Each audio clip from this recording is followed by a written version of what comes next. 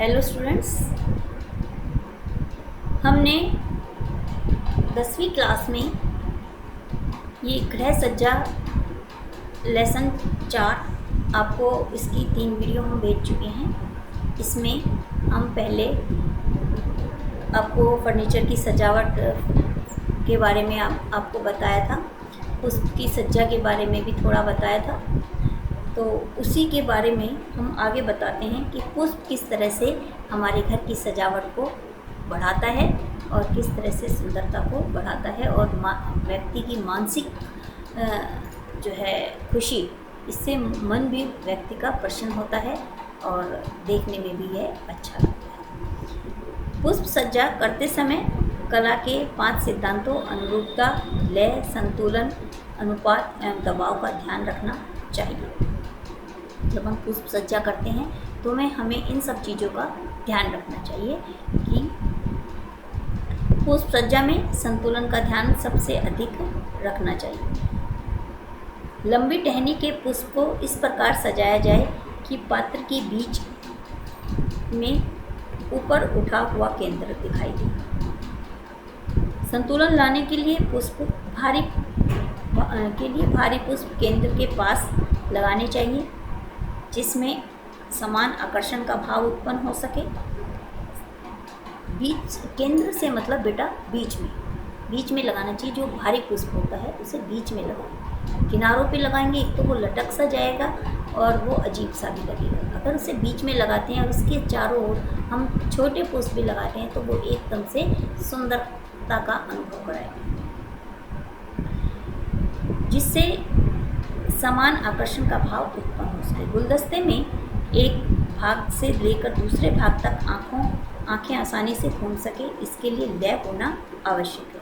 इसके लिए लय युक्त रेखाओं, रंगों और आकारों का प्रयोग करना चाहिए। खिले हुए फूलों को पात्र के बीच में सामने की ओर अधखिले व छोटे फूलों को इधर उधर लगाने में से दबाव का भाव पैदा किया जा सकता है। पुष्पों को सजाने से पहले उनको उचित रूप देना आवश्यक है। इसके लिए निम्नलिखित बातों का हमें ध्यान रखना चाहिए। जैसे जब पुष्प सज्जा करते हैं तो ऐसा नहीं बच्चों कि फूल लिए और ऐसे ही एक भीड़ सी बना के उसे ऐसे रख दिया। उसको लगाने का भी एक तरीका होता है। उनको लगाते समय हमें किन बातों का ध्यान रखना चाहिए ये हम आपको इसमें बताते हैं। पुष्पों को सदैव प्रातःकाल में या सूर्यास्त होने पर ही काटना चाहिए। कटे हुए पुष्पों को पानी में रखना चाहिए ताकि वे लंबे समय तक जो है ताजे बने रहें। जब सजाना हो तभी उनको पानी से निकालना चाहिए। ऐसा करने से पुष्प अधिक समय तक ताज़ा रहते हैं। पुष्पों को कैंची या छुरी से काटना चाहिए, तोड़ना नहीं चाहिए। फूलदान में इतना पानी भरना चाहिए जिससे केवल फूल की टहनी ही भीगे, पत्तियां पानी में नहीं डूबनी चाहिए, क्योंकि अगर पत्तियां पानी में डूबती है तो वो क्या होता है, गल जाती है। पुष्प सजाने के पात्र की सफाई प्रतिदिन करनी चाहिए ताकि इसमें मच्छर ना पनपे। पानी में नमक डालने से पुष्प जल्दी नहीं मुरझाते। पुष्प मौसम के अनुसार सजाने चाहिए।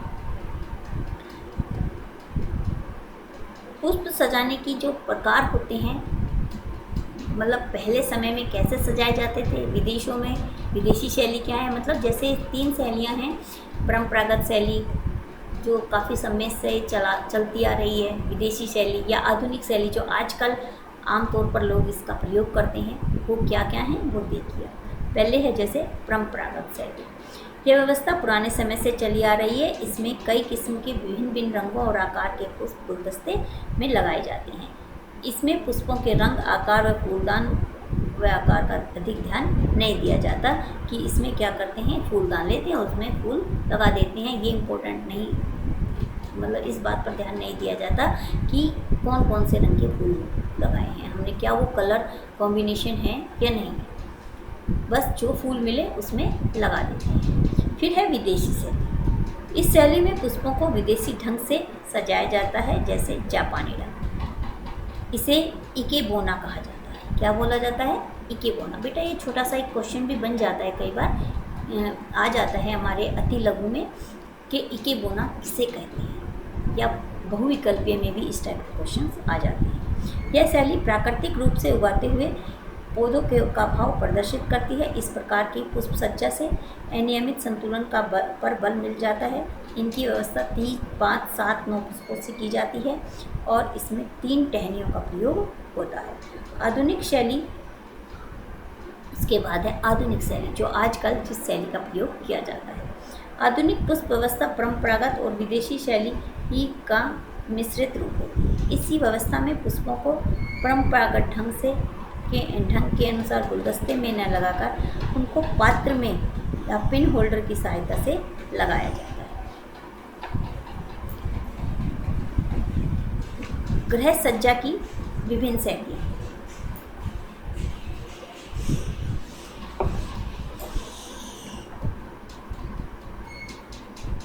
गृह सज्जा अपने आप में एक कला है बच्चों, आपको भी पता है। जब हम घर को अच्छे ढंग से सजा कर रखते हैं तो वो घर देखने में भी सुंदर लगता है और व्यक्ति का उस घर में मन भी लगता है। तो इसमें इसको भी सजाने के कई तरीके होते हैं। एक देसी शैली, विदेशी शैली और एक होती है मिश्रित शैली, जिसमें कि देशी और विदेशी दोनों प्रकार की शैलियों का मिश्रण होता है। इसमें है पहले ये, जिसके कारण कला की विभिन्न शैलियाँ हो सकती है। शैली से आशय इस कार्य को करने के ढंग से है। जहाँ तक गृह सज्जा का प्रश्न है, इसकी विभिन्न तरीके अर्थात विभिन्न शैलियाँ हो सकती हैं। गृह सज्जा में विभिन्न मुख्य रूप से 3 शैलियों को अपनाया जाता है। इन तीनों शैलियों का संक्षिप्त परिचय इस प्रकार है। जैसे पहले है विदेशी शैली। गृह सज्जा की इस शैली को भारतीय शैली कहा जाता है। जो पुराने समय में जिस शैली का प्रयोग किया जाता था उसे भारतीय शैली कहा जाता है। इसमें प्राचीन भारतीय जीवन परंपराओं को अधिक महत्व दिया जाता है। इसके अंतर्गत घर के सभी स्थानों पर आराम से बैठने की व्यवस्था को ध्यान में रखा जाता है और जूते चप्पल उतार कर बैठने की व्यवस्था को प्राथमिकता दी जाती है। इस प्रकार की गृह सज्जा में शुद्धता को अधिक महत्व दिया जाता है। पहले समय में आपने देखा होगा, आज भी बहुत से घरों में ऐसा होता है कि हम किचन में जाते हैं तो चप्पल बाहर निकालते हैं, खाना खाते हैं तो चप्पल बाहर निकाल के आराम से फर्श पर बैठकर खाना खाते हैं। तो ये सब बेटा ये पुराने समय में होता था। फिर है विदेशी शैली। गृह सज्जा की दूसरी शैली विदेशी या पाश्चात्य शैली है। इस शैली की अधिकांश व्यवस्था इस प्रकार से की जाती है कि घरेलू कार्य खड़े खड़े ही किए जाते हैं। रसोई घर में खड़े होकर खाना बनाना, कुर्सी मेज पर बैठकर खाना खाना, इस शैली का प्रचलन है। इस शैली के द्वारा सजाए गए घर में जूते पहनकर ही समस्त कार्य संपन्न किए जा सकते हैं। Sofa set, dining table, wash basin, dressing table आदि इस शैली की ही देन है। घरों में आमतौर पर होता है ना, sofa set, dining table, wash basin वगैरह, ये सब विदेशी शैली के अंतर्गत ही आता है।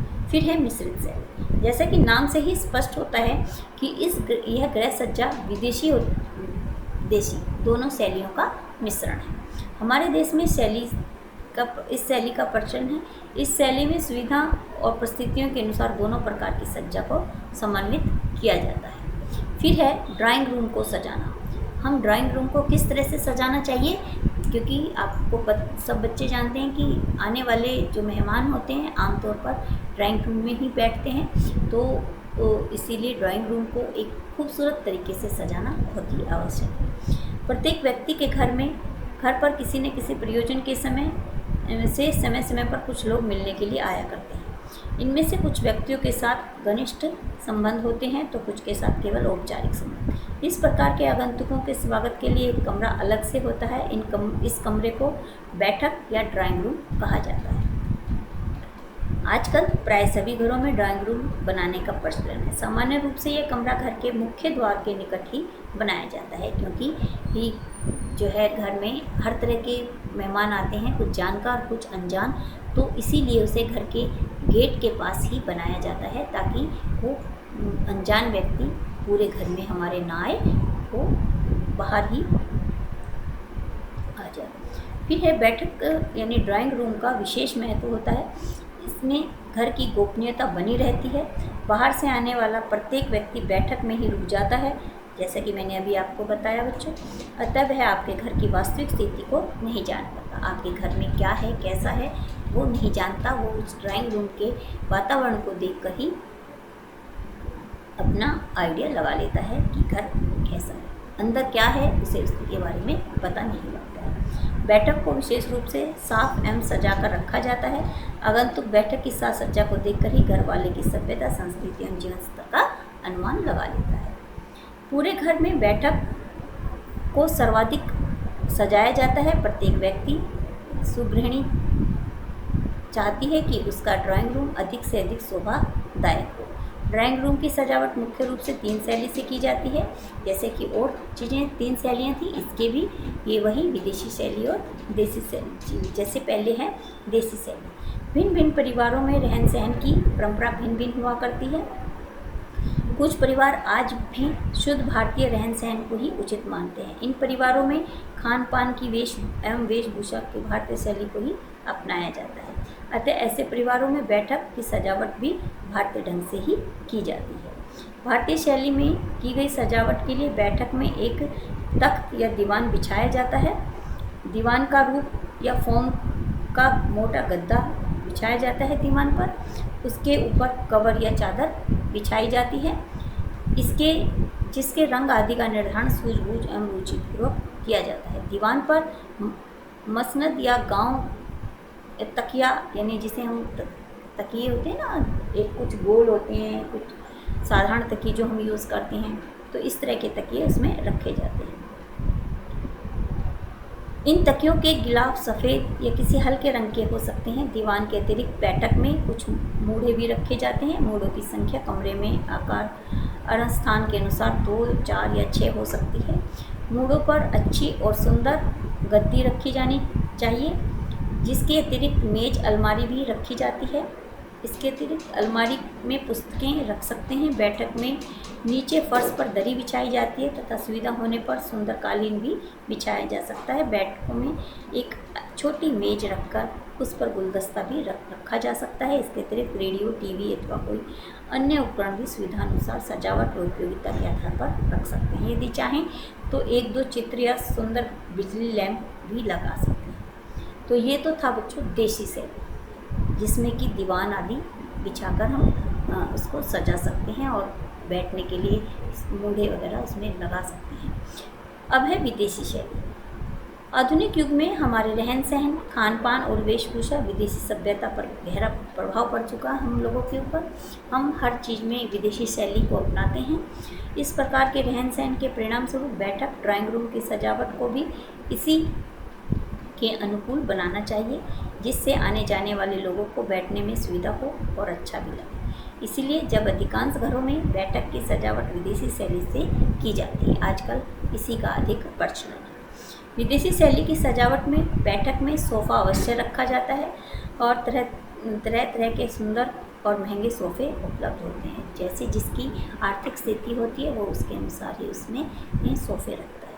अपने कमरे के आकार एवं उपलब्ध स्थान को ध्यान में रखते हुए ही हमें सोफ़ा खरीदना चाहिए। बड़े कमरे में बड़ा सोफ़ा भी शोभा देता है। यदि कमरा बहुत बड़ा हो तो 2 सोफ़ा सेट भी रखे जा सकते हैं, अन्यथा 1 सोफ़ा सेट और कुछ कुर्सियाँ रखी जा सकती हैं। आजकल सोफ़ों पर अच्छे प्रकार के सुंदर कपड़े और रैक्सिन भी मढ़े जाने लगे हैं। सोफ़े की रैक्सिन अथवा कपड़े का रंग का चुनाव रुचि के अनुसार करना चाहिए। सोफ़े की पर गद्दियाँ रखी जाती हैं। इनका आकार गोल, चौकोर, तिकोना भी हो सकता है। गद्दियों के कवर सादे, फूलदार और कढ़ाई वाले हो सकते हैं। आजकल साधारण सोफ़े के अतिरिक्त सोफ़ा कम बेड का भी प्रचलन है। सोफ़ा खुलकर बेड का रूप ले सकता है। अगर घर में जगह की कमी होती है, छोटा घर होता है, तो उसके लिए सोफ़ा कम बेड का प्रयोग किया जाता है, जो कि दिन के समय जब हमें सोफ़े का प्रयोग करना हो तो वह सोफ़ा बन जाता है। लेकिन जब हमें बिस्तर की आवश्यकता होती है तो उसे बेड के रूप में प्रयोग किया जा सकता है। उसे खोलकर बेड बना लिया जाता है। तो इस तरह से सोफ़ा कम बेड छोटे घरों में और कम जगह वाले घरों में हम प्रयोग करते हैं। सोफ़े के अतिरिक्त बैठक में सेंटर टेबल रखी जाती है। इस पर सुंदर कवर बिछाया जाता है। यदि यह मेज सनमाइका या कांच की हो तो कवर बिछाने की कोई आवश्यकता नहीं होती। सेंटर टेबल के अतिरिक्त 2 अथवा 4 छोटी मेज़ें भी रखी जा सकती हैं, जिन्हें साइड टेबल कहा जा सकता है। इन पर एस्ट्रे या चाय पीते समय कप रखे जा सकते हैं। इसके अतिरिक्त बैठक की सजावट व शोभा के लिए फर्श व दरी, कालीन बिछाए जा सकते हैं। तथा दरवाजों खिड़कियों पर पर्दे भी लटकाए जा सकते हैं। आजकल बैठक की सज्जा में पौधों का तेजी से समावेश हो रहा है, अतः बैठक में एक या दो कोनों में किसी सदाबहार पौधे को किसी अलंकृत गमले में लगाकर रखा जा सकता है। इस प्रकार के कुछ पौधों के नाम हैं, जैसे एरिका पाम, डिफनबेकिया, डाइसिना, मनी प्लांट आदि।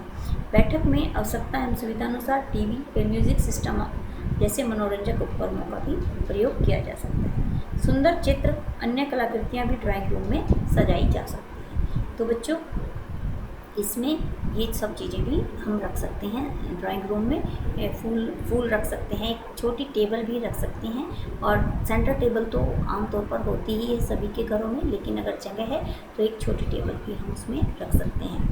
फिर है मिश्रित शैली। बैठक की सजावट के लिए अपनाई जाने वाली तीसरी शैली विदेशी शैली का मिश्रण है। इस सजावट में पहले कमरे में सोफ़ा सेट और दीवान या तख्त दोनों ही बिछाए जाते हैं। जो लोग देसी परंपरा वाले हों वे दीवान पर बैठ जाते हैं, और जो विदेशी परंपरा वाले होते हैं वो सोफे पर बैठ जाते हैं। बैठक की अन्य सजावट भी उपयुक्त वर्णित शैलियों में ही की जा सकती है। फिर है भोजन कक्ष की सज्जा। मानव जीवन में भोजन ग्रहण करने का विशेष महत्व है। पहले लोग पाकशाला रसोई घर में बैठकर ही शांत भाव से भोजन ग्रहण किया करते थे। उस समय का जीवन सादा व सरल था। आज जीवन सरल बदल गया है। आज पाकशाला में बैठकर भोजन ग्रहण करने की सुविधा नहीं, क्योंकि यह तो एक तो छोटा रसोई घर होता है, और इस वजह से अब जो है इसमें जो है जूते, मोजे और कोट पैंट पहने हुए व्यक्ति ज़मीन पर बैठकर भोजन नहीं कर सकता है। ऐसी स्थिति में इसीलिए व्यक्ति जो है टेबल पर बैठकर ही भोजन करना पसंद करता है, जिसे डाइनिंग रूम भी कहा जाता है। बैठक की ही भांति भोजन के कमरे की सजावट भी मुख्य रूप से दो प्रकार की होती है। इन दोनों शैलियों का संक्षिप्त परिचय निम्नलिखित है। जैसे भोजन कक्ष को भी हम इसी तरह एक देशी शैली में सजाते हैं, विदेशी में और मिश्रित कई। भारतीयता के समर्थक अपने घर पर खाने के कमरे की साज सज्जा भी देशी ढंग से किया करते हैं। इस ढंग के अंतर्गत खाने के कमरे में बैठने के लिए आसन या चटाई बिछाई जाती है। भोजन की थाल रखने के लिए एक ऊंची चौकी रखी जाती है। चटाई के स्थान पर बैठने के लिए पटरा या चौकी रखी जाती है। बैठने वाली चौकी या पटरे पर गद्दी रखी जाती है। थाल रखने वाली चौकी को सुंदर कवर बिछाया जाना चाहिए। यदि चौकी को पर सनमाइका लगा हो तो कवर बिछाने की भी आवश्यकता नहीं होती है। खाने के कमरे की सजावट की जा सकती है। इसमें सुंदर चित्र लगाया जा सकता है, पुष्पों का गुलदस्ता लगाया जा सकता है। खाने के कमरे में एक अलमारी अवश्य होनी चाहिए। खाने के बर्तनों के अतिरिक्त अचार, चटनी, मुरब्बे के जार भी इसमें रखे जाने चाहिए। यदि घर में फ्रिज हो तो उसे भी खाने के कमरे में ही लगा देना चाहिए। इस कमरे में एक वॉश बेसिन भी होना आवश्यक है, जहाँ खाना खाने से पहले और बाद में हाथ धोए जा सकें। खाने के कमरे में सफाई का विशेष ध्यान रखना चाहिए, और कमरे के दरवाजे और खिड़कियों पर जाली अवश्य लगी होनी चाहिए, ताकि मक्खी मच्छर घर में प्रवेश ना कर सके। इससे पतंगे कम आते हैं। रंगीन बल्ब भी लगाने चाहिए ताकि इस पर मच्छर जो हैं कम आए। फिर है विदेशी शैली। डाइनिंग रूम की सजावट के लिए विदेशी शैली भी अपनाई जा सकती है। आजकल अधिकांश परिवारों में इस शैली को ही पसंद किया जा रहा है। इसके अंतर्गत खाने के कमरे में एक बड़ी मेज और आसपास 4, 6 या 8 कुर्सियां रखी जाती हैं। जैसा जिसका परिवार होता है वो उसके अनुसार ही उसमें कुर्सियां रखता है। कुछ लोग स्थान के अनुसार, मतलब अगर डाइनिंग रूम बड़ा है तो वो कुर्सियाँ ज़्यादा रख सकता है, अगर छोटा है तो 4 कुर्सियाँ भी रख सकता है। कुर्सियों पर बैठकर भोजन ग्रहण किया जाता है। भोजन ग्रहण करने का एक ढंग अधिक सुविधाजनक है यह, क्योंकि इसके लिए व्यक्ति को जूते आदि नहीं उतारने पड़ते। विदेशी शैली के खाने के कमरे में मेज, कुर्सी के अतिरिक्त सजावट के भी बहुत से साधन अपनाए जाते हैं। इसका वर्णन विदेशी शैली के संदर्भ में किया जाता है। अब बच्चों आता है शयन कक्ष। जैसा कि हमने पूरे घर की सजावट के बारे में बताया, उसी घर का एक पार्ट होता है शयन कक्ष। शयन कक्ष यानी सोने का कमरा। इसे भी सुंदर सजाना चाहिए, अच्छा, ताकि उसमें वो भी व्यक्ति का मन प्रसन्न करता है। व्यक्ति के जीवन में जितना महत्व कार्य करने का होता है उतना ही महत्व विश्राम का होता है, क्योंकि व्यक्ति शयन कक्ष में ही जाकर विश्राम करता है। व्यक्ति के स्वास्थ्य के लिए विश्राम अति अनिवार्य है। विश्राम को सर्वोत्तम रूप और उपाय नींद है। सामान्य रूप से रात में ही सोया करते हैं, परंतु कुछ लोग दिन में नियमित रूप से कुछ समय के लिए सोया करते हैं। अतः सोने तथा आराम करने के लिए अलग से एक कमरा होना चाहिए, जिसे शयन कक्ष कहा जाता है, यानी सोने का कमरा। शयन कक्ष की साज सज्जा का विशेष महत्व होता है। इस कमरे की सजावट बहुत ही रुचिपूर्ण ढंग से की जानी चाहिए, और ताकि यह सज्जा विश्राम में कोई बाधक न बने। इसमें बेड होता है या बांस से बने हुए पलंग होते हैं। पलंग पर दरी, गद्दा, चादर बिछाए जाते हैं। चादर का रंग रुचि के अनुसार रखना चाहिए। पलंग पर तकिया होना चाहिए। तकिया नरम और उसका कवर साफ होना चाहिए। आजकल रुई के गद्दों के स्थान पर फोम के गद्दों का प्रयोग किया जाता है। जिन पलंगों में फोम के गद्दे प्रयोग किए जाते हैं उनमें प्लाईवुड लगाई जाती है। शयन कक्ष में एक छोटी सी साइड टेबल भी होनी आवश्यक होती है, जिस पर कि हम अपने सोते समय पानी आदि उसमें रख सकते हैं। जग, चश्मा आदि ये सब सामान उसमें रख सकते हैं। और एक श्रृंगार मेज पलंग के कुछ दूरी पर अवश्य रख देनी चाहिए, ताकि उसमें जो है अपना सामान रख सके। शयन कक्ष में गहरे रंग के और मोटे कपड़े के पर्दे होने चाहिए, ताकि एकांत का अनुभव हो सके। तो और एक हल्की रोशनी का बल्ब होना आवश्यक होता है। फिर है स्नान गृह की सज्जा। बच्चों, पूरे घर की सजावट के साथ साथ स्नान गृह यानी बाथरूम जिसे हम कहते हैं, उसकी भी सजावट होना आवश्यक है। वो भी साफ़ सुथरा ही होना चाहिए। घर के विभिन्न कमरों की सजावट और व्यवस्था करते समय स्नान गृह की सजावट का ध्यान भी रखना चाहिए। आजकल स्नान गृह की साज सज्जा का भी विशेष ध्यान रखा जाता है। स्नान गृह भी देसी और विदेशी ढंगों से बनाए व सजाए जाते हैं। पहला है देशी शैली। भारतीय परंपरा के अनुसार स्नान गृह एक सामान्य कमरा हुआ करता था, जिसमें एक पटरा, बाल्टी, लोटा आदि होते थे, आवश्यक सामान होते थे। इस कमरे में पानी का एक नल लगा होता था और सुविधा होती थी। स्नान गृह में छोटी सी अलमारी दीवार में लगी होनी चाहिए। इसमें तेल, साबुन, मंजन आदि, पेस्ट, कंघा आदि सामान होता है। और कुटियाँ होनी चाहिए, जिस पर कि ये कपड़े और तौलिए आदि टांगे जा सकें। ये एक सुंदर एक छोटा सा चित्र भी लगा होना चाहिए।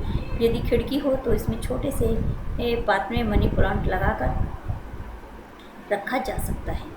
स्नान गृह में एक दर्पण अवश्य होना चाहिए, और फर्श एवं दीवार पर विशेष रूप से पक्की होनी चाहिए, ताकि पानी जब उसमें नहाते हैं तो फिसलन ना हो, और पानी का ढलान भी अच्छा होना चाहिए। फिर है बच्चों विदेशी शैली।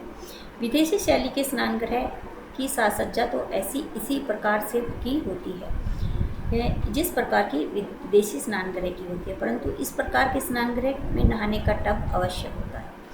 ये टब सीमेंट, पत्थर, चीनी मिट्टी के फाइबर, ग्लास आदि से बना होता है, इसमें एक गीजर लगा होता है, जिसमें कि सर्दियों में जो है गर्म पानी प्राप्त किया जा सकता है, और एक फव्वारा भी लगा होता है जो कि जो है नहाने में प्रयोग किया जाता है। और स्नान गृह में टाइल वगैरह लगी होती हैं, जो कि देखने में सुंदर लगती है और सफाई आसानी से हो सकती है। फिर है संयुक्त स्नान गृह और शौचालय। आजकल हमारे देश में विदेशी परंपरा का प्रभाव अधिक होता जा रहा है। भारत में स्नान गृह और शौचालय संयुक्त रूप से बनाए जाने लगे हैं, जिसमें कि कंबाइंड जिसे हम कहते हैं। इस व्यवस्था के अंतर्गत एक ही कमरे में नहाने की व्यवस्था और शौच की व्यवस्था होती है। शौचालय सामान्य रूप से शयन कक्ष के साथ जुड़े होते हैं। स्नान गृह में शौचालय इस स्वच्छ रखा जाता है। फ्लश सिस्टम न हो तो शयन कक्ष के साथ जुड़ा रहना अच्छा नहीं होता, क्योंकि वहाँ फिर सफाई नहीं रह पाती है। फिर है बच्चों का कमरा। आजकल शहरों में मकानों की बहुत समस्या है। सामान्य आय वर्ग के लोगों के पास को प्राय 2 या 3 कमरों के मकान ही उपलब्ध होते हैं, परंतु यदि घर में बच्चों के अलग कमरा हो तो वो अच्छा होता है, क्योंकि वे अपनी रुचि के अनुसार ही उसे सजा सकते हैं और एकाग्रचित्त होकर पढ़ सकते हैं। बच्चों के कमरे के पढ़ने के लिए कुर्सी का होना आवश्यक है, मेज का होना आवश्यक है। किताबें रखने के लिए एक बंद अलमारी होनी चाहिए, और उसकी ऊंचाई, कुर्सी मेज की ऊंचाई बच्चों की ऊंचाई के अनुरूप होनी चाहिए। बच्चों के कमरे की रुचि के अनुसार उसमें चित्र लगे होने चाहिए। इसके अलावा वार्षिक कैलेंडर और अलार्म घड़ी का होना भी बहुत ही आवश्यक है। फूलदान और फूल भी आकर्षक लगते हैं। और बच्चों के कमरे में उनके जूते चप्पल आदि रखने के लिए अलमारी और संदूक आदि लगाना भी आवश्यक होता है। फिर है रसोई घर की सज्जा। गृहिणियों को अधिकांश समय रसोई घर की पाकशाला में व्यतीत होता है, इसीलिए रसोई घर की साफ व्यवस्था भी सुंदर और सजावट पर ध्यान देना चाहिए। रसोई की देशी और विदेशी दोनों प्रकार की शैली होती है। देसी शैली में ज़मीन में बैठकर भोजन बनाते हैं और विदेशी शैली में खड़े होकर भोजन बनाए जाते हैं, जिसमें कि स्लैब पड़ी होती है और खड़े होकर सारा भोजन बनाया जाता है। स्वास्थ्य और व्यवस्था की दोनों ही दृष्टियों से विदेशी शैली अधिक उपयुक्त है। देसी और विदेशी दोनों शैली में रसोई की सजावट अनेक प्रकार से की जा सकती है। रसोई की सजावट में विभिन्न उपकरणों और व्यवस्थाओं का विशेष महत्व है। रसोई में सुविधानुसार refrigerator, cooking gas, oven, cooker, coffee percolator आदि की व्यवस्था होनी चाहिए। ये रसोई में बिजली पानी का उचित प्रबंध होना चाहिए और सजावट भी करनी चाहिए। फिर है बरामदे और टेरेस की सज्जा। भारतीय घरों और बरामदे को खूब उपयोग होता है। वर्तमान बहुमंजिले भवनों में बरामदे के स्थान पर टेरेस का प्रावधान है। ग्रीष्म ऋतु में सुबह शाम व्यक्ति ताज़ा हवा लेने के लिए और वर्षा ऋतु में बरामदे या टेरेस में बैठकर वर्षा की बूंदों को निहारना रुचिकर होता है। ऐसे समय में इसका प्रयोग अधिक किया जाता है। सर्दियों में दिन के समय कमरे में बहुत ठंडे रहते हैं, इसलिए बरामदा और टेरेस में धूप का जो है आनंद लिया जा सकता है। बरामदा एक बहुउद्देशीय कक्ष और अनौपचारिक बैठक का काम करता है। बहुधा आगंतुकों और मित्र वर्ग के साथ गप्पे मारना भी यही स्थान होता है, इसीलिए हल्का बैग का फर्नीचर या 2-4 गमले बरामदे में अमृत से सजाने चाहिए। बरामदे या टेरेस में कॉटन, कैक्टस या मनी प्लांट के पौधे सुंदर लगते हैं। तो बच्चों, इस तरह से हमने पूरे घर की सजावट के बारे में हमने इसमें पढ़ा और आपको बताया। तो बच्चों, आज यहीं तक। धन्यवाद।